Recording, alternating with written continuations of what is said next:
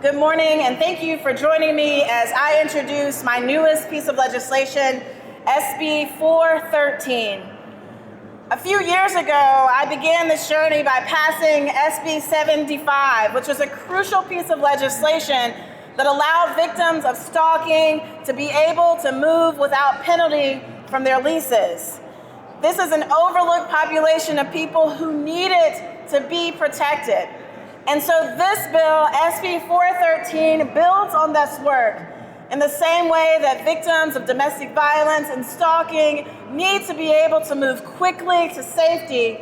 So it is true for those who are victims of gun violence. And so today I am excited and honored to be able to carry this piece of legislation that will allow all victims of gun violence to be able to get out of their leases without penalty, so they can move to a place of safety. Today I have with me really the brainchild of this movement, someone who works in this type of field and who brought this issue to me. And so it's really my great honor to introduce both two incredible warriors. But first we'll begin with Dr. Amber Hanna. She is a surgical resident who works at a great hospital nearby. And she's here in her personal capacity to advocate for vulnerable patients and knows firsthand just how life-saving SB 14 can be. And so, again, it's my great honor to introduce her to you all as she speaks about the importance of this bill. Dr. Hanna. Thank you so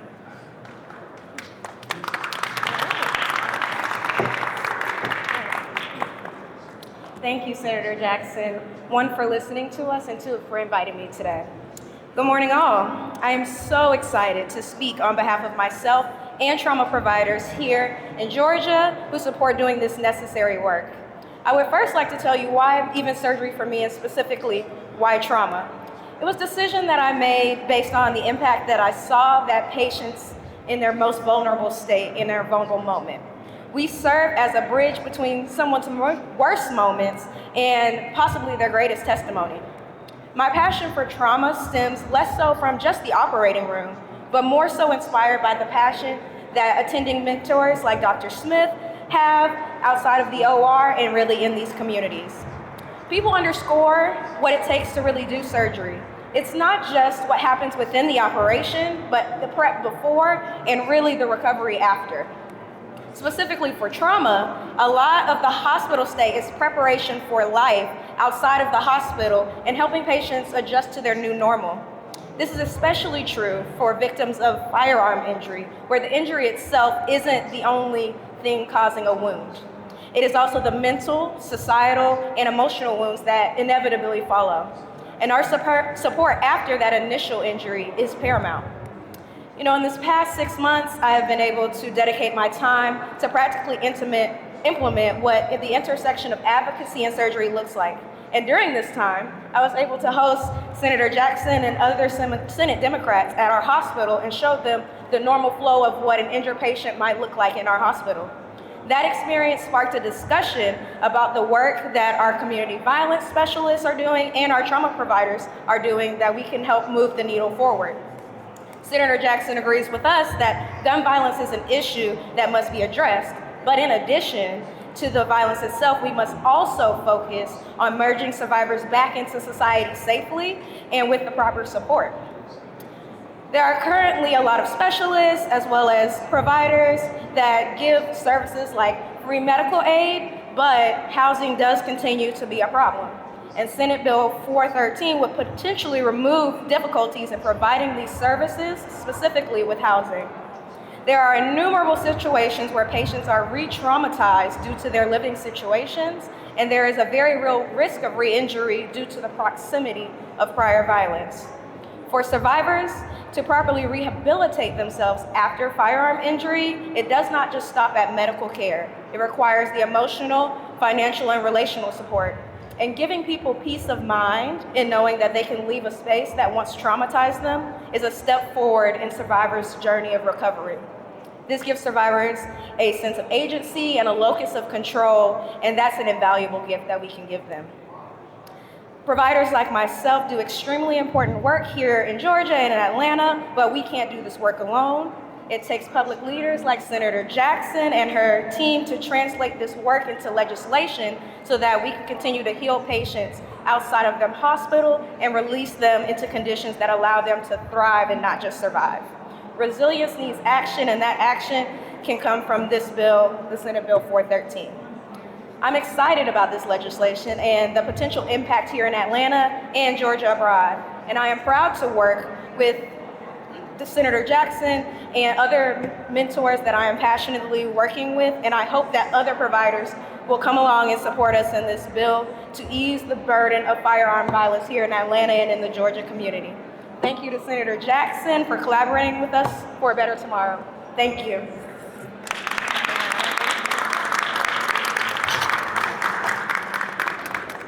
Thank you so much, Dr. Hannah. And I do want to just take a moment to say that for so many people, when it comes to talking about guns in this building, it's often a non-starter. Passing good gun legislation is really difficult in these particular circumstances. But the reason why I brought this bill forward is because I believe this is a place where my colleagues on both sides of the aisle can agree.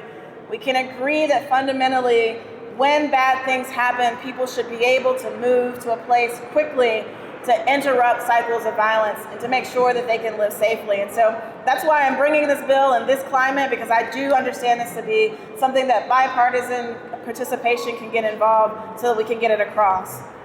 With that, I want to introduce our next speaker, who comes to us as a long-standing gun advocate. This is not necessarily the legislation that they'd hoped for, but it's legislation that they agree is important, and I am so grateful to have Heather stand with us and represent Georgians, the majority Georgians for gun safety, as she talks about the importance of SB 413. Thanks, Heather.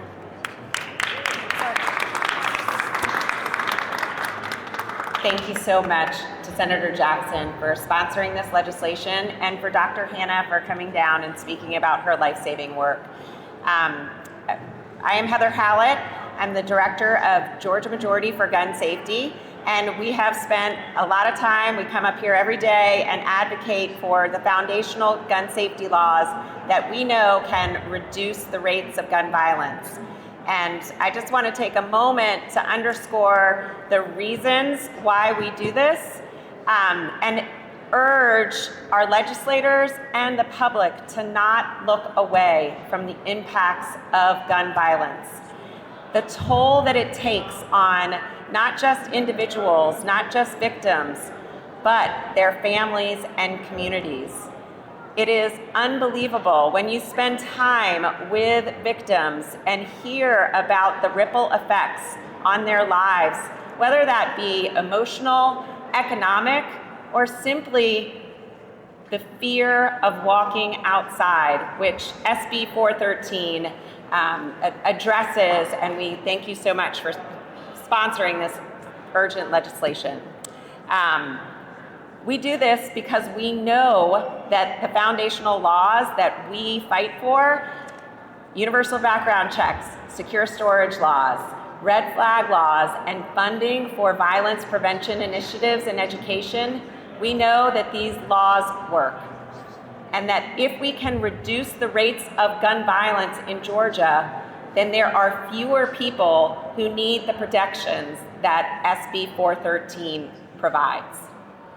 So if we can do that work and even save one victim from all of the ripple effects that happen because of a gunshot wound, we know that we are doing good. And the thing is that we also know that the majority of Georgians agree on these foundational gun safety laws.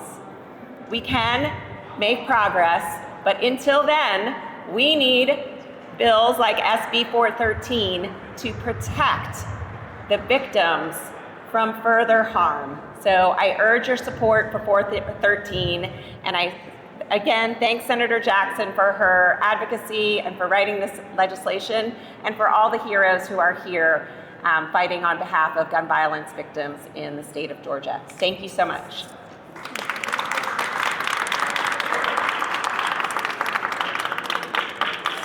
Before I take questions, I do want to take a moment to thank the advocates who are here today in support of this legislation.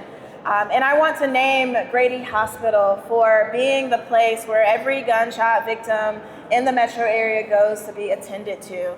There are people standing behind me who care for those folks, not just on the surgical bed, but also beside them as they begin the transition from being a victim to being a survivor. And so I want to thank them for their hard work and thank the good people of Grady Hospital for really investing in victim care and services and also being violence interrupters in communities.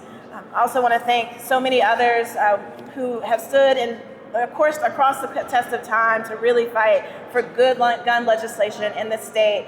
It has been a long journey, and it will continue to be a difficult and hard road for us politically to do what's best for Georgians, but I'm grateful for each and every advocate standing behind me who's done that work.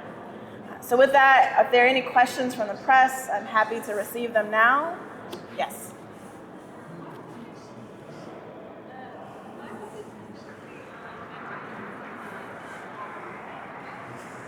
Thank you. So the question is why specifically on gun violence or firearm violence and not all violence in this bill. So for one thing, this is really just a course of a path that I've been on. It started with domestic violence even before I was an elected official. It expanded to stalking, and now we're at gun violence. And part of that is about just how the legislative process works and what's feasible.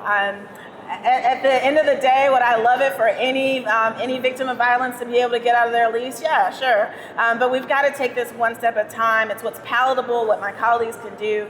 And ultimately, we're trying to do the things that save lives most quickly. And so we know that gunshot victims are particularly susceptible to having repeat experience of gun violence in their homes or around them. So we want to get them moved as quickly as possible. But thank you for that question. Are there other questions? With that, this concludes our press conference. I'm so grateful and do urge your support on SB 413. Thank you.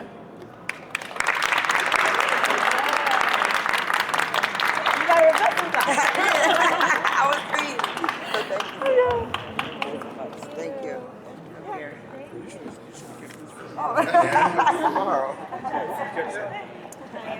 Oh, you crushed it. Thank you.